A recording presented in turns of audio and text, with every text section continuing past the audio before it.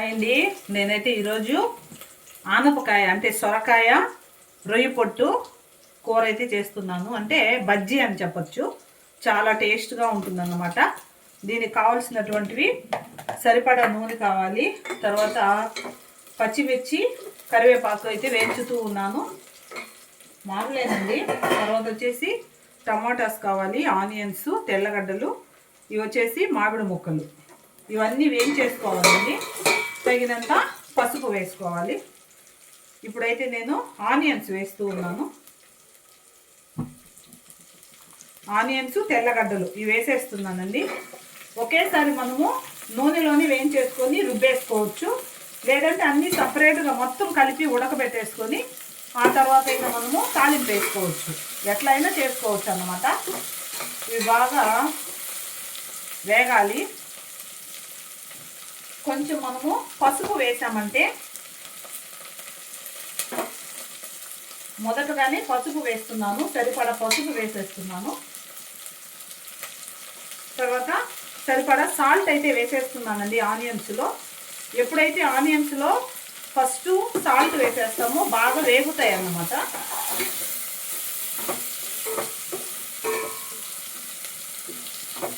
ఇవి బాగా వేగిన తర్వాత ఇప్పుడు టమాటాస్ అయితే వేసేస్తున్నాను.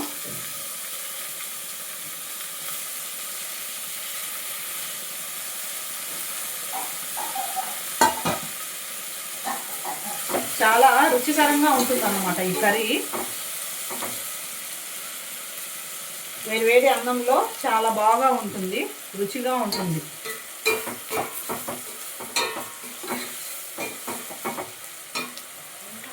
తర్వాత ఈ రొయ్య పొట్టు అయితే వేసేస్తున్నానండి.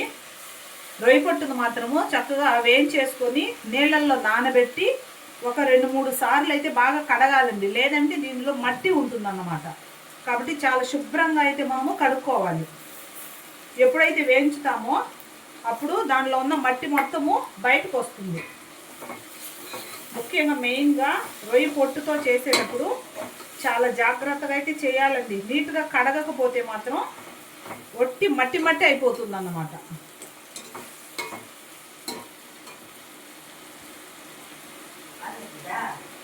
తర్వాత ఈ ఆనపకాయ అంటే సొరకాయనైతే వేసేస్తున్నాను.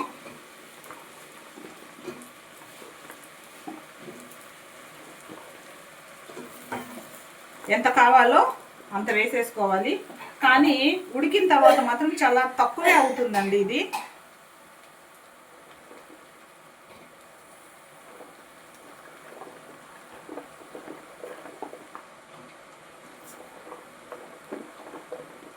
ఉడికిన తర్వాత బజ్జీ చాలా తక్కువే వస్తుంది అన్నమాట.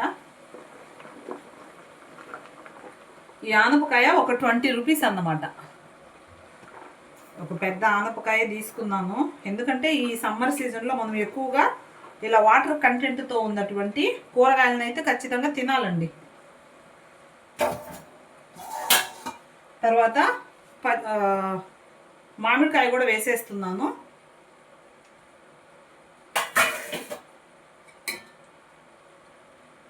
మంచిగా బాగా కలిపెట్టేసేయాలి.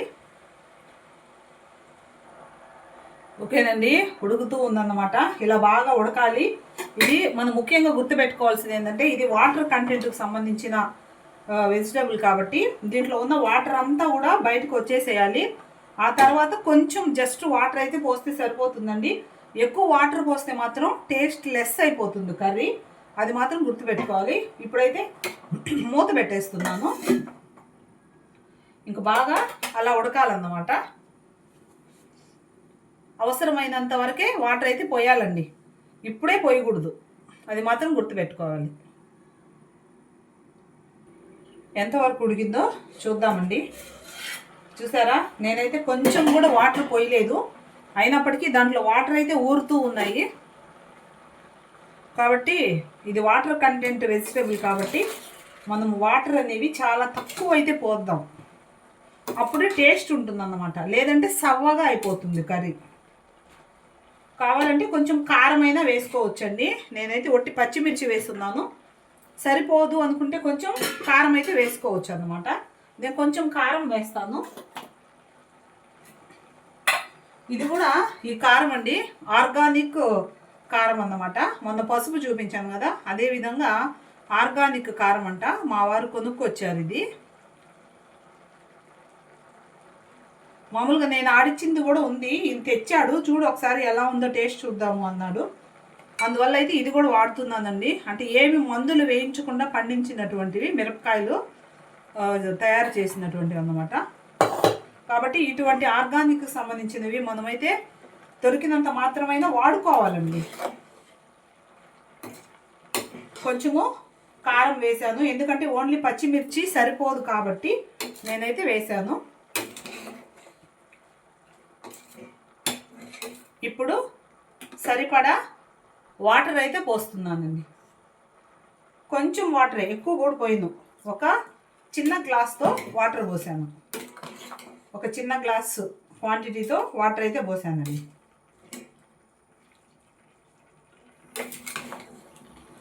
ఇంకేముందండి, చక్కగా ఉడికేస్తే ఇంకా మనము బజ్జీ చేసేసుకోవడమే, అంతే. చాలా very simple and very healthy curry. Compulsory మనము ఈ సమ్మర్ సీజన్లో తినాల్సినటువంటి వాటర్ కంటెంట్ బాగా ఎక్కువ ఉన్నటువంటి ఈ ఆనపకాయ అయితే కంపల్సరీ మనం తినాలండి.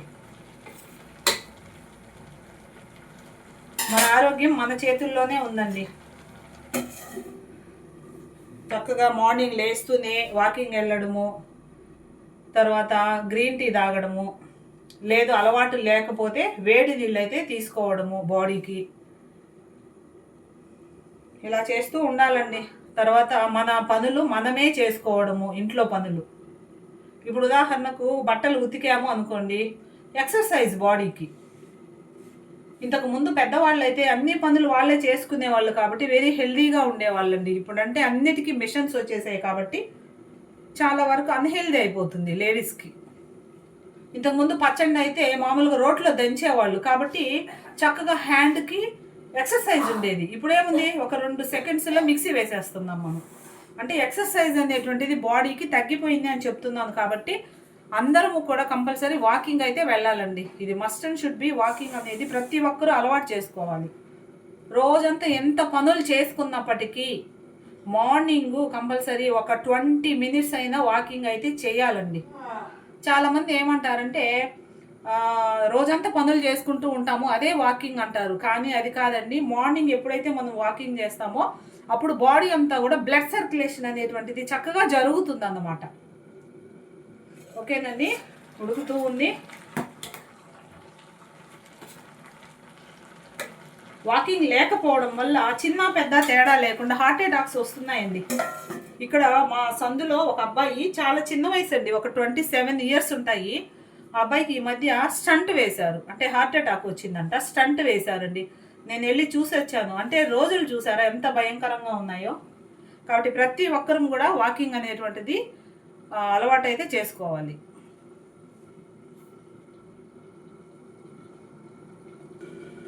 ఎంతవరకు ఉడికిందో చూద్దాము. చూసారా, కొంచెం వాటర్ పోసాను కానీ దానిలో ఎన్ని వాటర్ ఊరాయి చూడండి. చూడండి ఎంత వాటర్ ఊరాయో. ఓకేనండి, ముక్క ఉడికిందా లేదా అని చూడటానికి ఒక చిన్న టెక్నిక్. ఇలా ఫోక్ అయినా తీసుకోండి, ఇలా గుచ్చితే ముక్కకి ఇలా గుచ్చుకోబోతుంది. లేదు ఈ ఫోక్ లేదు అనుకుంటే ఒక చాకు తీసుకొని ఇలాగా చేస్తే చాలండి. కాబట్టి మనకు ముక్క ఉడికిపోయింది. ఇంకా చికెన్ అయినా అలాగే చూసుకోవచ్చు మనం ఉడికిందా లేదా అని చూడటానికి. ఓకేనండి, ఇంకా దీన్ని అయితే రుబ్బేస్తాను. నేను స్టవ్ అయితే కట్టేస్తున్నాను, ఇంకా రుబ్బేస్తానండి. ఓకేనండి, రుబ్బేసాను. ఇంకా ఒక 2 నిమిషాలు అయితే స్టవ్ మీద పెట్టాను అన్నమాట. రుబ్బేసిన తర్వాత, రుబ్బడం అంటే మరీ మెత్తగా కూడా రుబ్బాల్సిన అవసరం లేదండి. కొంచెం కచ్చా పచ్చాగా రుబ్బాలి. అప్పుడైతే మనకు అన్నంలో అవి పీసెస్ తగులుతూ బాగుంటుంది అన్నమాట. మరి స్మూత్గా రుబ్బేస్తే బాగోదు. తర్వాత ఇంకేముందండి, కొంచెం కొత్తిమీర దించే ముందైతే చల్లేస్తున్నాను.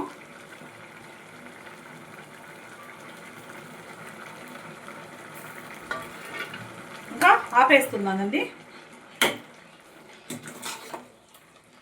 ఇంకా అయిపోయింది. చాలా అంటే చాలా రుచిగా అయితే ఉంటుందండి ఈ కర్రీ.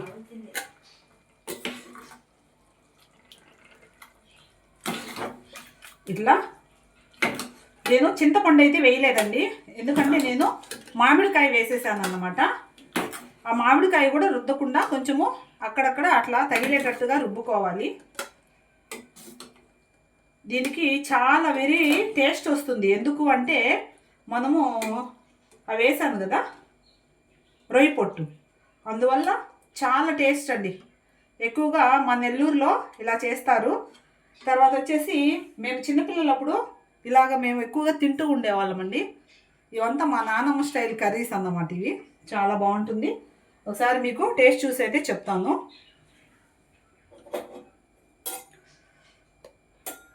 సాల్ట్ సరిపోకపోతే మాత్రం వేయండి, ఎందుకంటే ఇది సొరకాయ కాబట్టి కొంచెం సాల్ట్ సరిపోకుండా ఉంటుంది.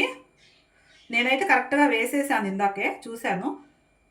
ఇప్పుడు చూద్దాం ఎలా ఉందో రుచి.